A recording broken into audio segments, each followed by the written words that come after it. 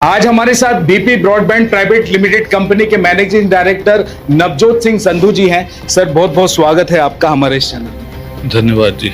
Sir regional industries conclave का आयोजन सागर शहर में किया गया, काफी इन्वेस्टमेंट हुआ। आपने जो डेटा सेंटर सेटअप करने का सुर्खी विधानसभा क्षेत्र में सोचा है, क्या स्कोप लग रहा है आपको यहाँ पर? यहाँ पे काफ़ी अच्छा स्कोप है। हमारे all over India 104 edge data centre बन रहे हैं। मध्य प्रदेश में भी 10 एज डाटा सेंटर बन रहे हैं। तो जैसे ऑल ओवर इंडिया में जितनी भी स्टेट्स हैं, सबसे अच्छी आईटी की पॉलिसी है वो एमपी गवर्नमेंट की ही है। तो यहाँ पे सरकार बहुत ज़्यादा बेनिफिट दे रही है। जो मेरे अपने सीएम साहब के साथ एमओयू साइन हुआ है, उसमें बहुत ही ज़्यादा बेनिफिट मुझे मिले हैं। इसी वजह से हम यहाँ आकर्षित हुए हैं। और सबसे ज़्यादा मेरी कंपनी का जो बड़ा डाटा सेंटर है मध्य प्रदेश में सागर में लगाने जा रहे हैं, उसका हमारी कंपनी को भी बहुत बड़ा बेनिफिट होगा। मध्य प्रदेश में ये डाटा सेंटर पहला होगा जो लगेगा? बिल्कुल जी। ये मध्य प्रदेश में मतलब मैं नहीं कह रहा जी, तो सीएम साहब कह रहे हैं कि पहले कंपनी हमारी है जो डाटा सेंटर लगा रही है। मध्य प्रदेश में आता है एक छोटा डाटा सेंटर भी नहीं बना है। सर एक बात पूछना चाहता हूं, जो आपने डाटा सेंटर का यहाँ पर प्लान किया, इसका प्रयास अभी हुआ है कि कई समय पहले से आपने शुरू कर दिया था? मैं बेसिकली यहाँ 3-4 साल से आ रहा हूँ। तो कभी इलेक्शन आ रहे हैं, कभी कुछ हो रहा है, तो सीएम साहब भी अब चेंज हो गए, नए आए, नए युवा सीएम आए हैं। इनकी सोच बड़ी अच्छी है।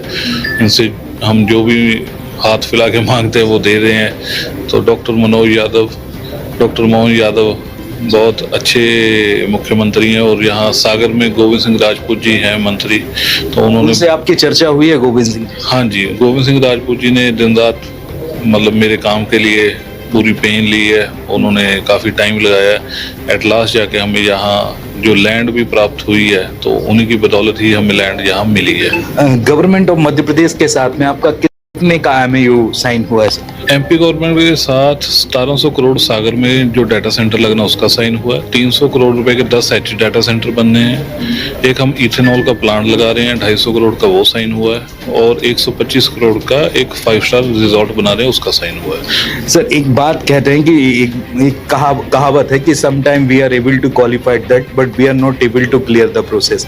यानी कि कई बार हम योग्य होकर भी वो चीजें नहीं कर पाते।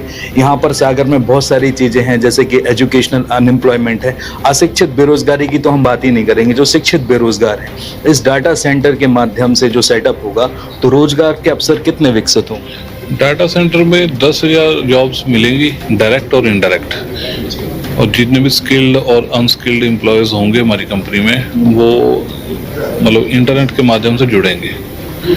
बिल्कुल सर थोड़ा सा डाटा सेंटर की थोड़ा सा डेफिनेशन भी बता दीजिए कि डाटा सेंटर होता क्या है, क्योंकि यहाँ के लोगों को उतना अवेयरनेस भी नहीं है कि डाटा सेंटर आखिर किस हिसाब से काम करता है। डाटा सेंटर है जो उसका काम होता है डाटा स्टोर करना। मान लीजिए आप मेरी साथ इंटरव्यू ले रहे हो, ये आपने यूट्यूब पे डाली, तो आपका डाटा स्टोर कर रहे हो, तो वो डाटा कहाँ जाएगा? वो ऑब्वियसली यूट्यूब का क्लाउड में जाएगा। क्लाउड किस कंपनी का है? गूगल का है। गूगल का डाटा सेंटर कहाँ पे? यूएसए में है। ये चीज़ है। तो मोदी जी ने data protection act bill pass किया है। 31 दिसंबर 2026 के बाद कोई भी डाटा विदेश में स्टोर नहीं होगा। चाहे आप फेसबुक पे अपनी फ़ोटो तस्वीर खींच के डालिए या कोई वीडियो अपलोड कीजिए।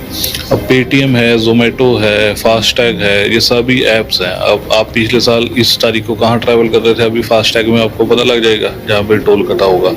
वो डाटा तो मेंटेन ही है ना, वो उसके बाद डेट्स नहीं है, क्योंकि ये मेरी कंपनी का सबसे बड़ा प्रोजेक्ट है।